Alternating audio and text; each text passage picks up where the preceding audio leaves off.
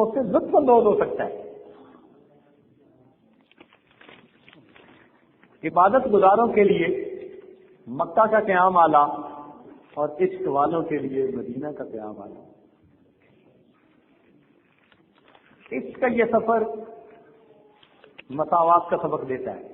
حج کے سفر میں شاہ و گدا سب اکٹھے.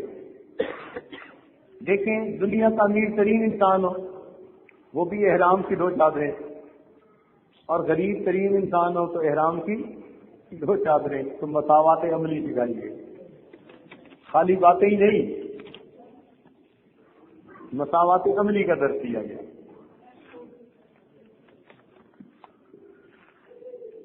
تو اس لیے یہ حج کا سفر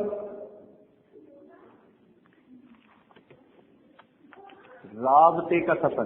دیکھیں 2 لفظ ہیں, ایک ہے ضابطہ اور ایک ہے رابطہ. ضابطے سے بھی ملتا ہے اور رابطے سے بھی ملتا ہے. ذرا سمجھنے کی کوشش فرمائیے گا. مثال سے ایک مزدور آپ نے گھر بلایا کام کے لیے. اب وہ مزدور سارا دن کام کرتا رہا, تو شام کو آپ نے اس کو 100 روپیہ دے دیا اس کی مزدوری.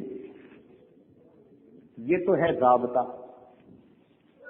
سمجھ گئے یہ کیا ہے؟ ضابطہ. اور اگر آپ کو اس مزدور کا کام کرنا پسند آیا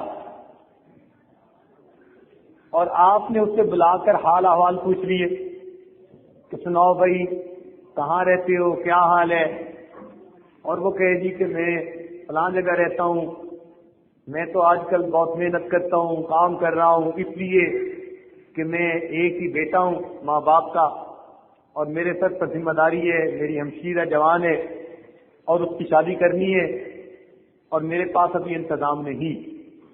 اگر وہ یہ ساری بات آپ کو سنا دے اور آپ کے دل میں بات آ جائے تو آپ اس کو ہمشیرہ کی شادی کے لیے 10,000 روپے اٹھا کر دے دیں گے. تو ضابطے سے کیا ملا؟ 100 روپیہ. اور رابطے سے کتنا ملا؟ 10,000.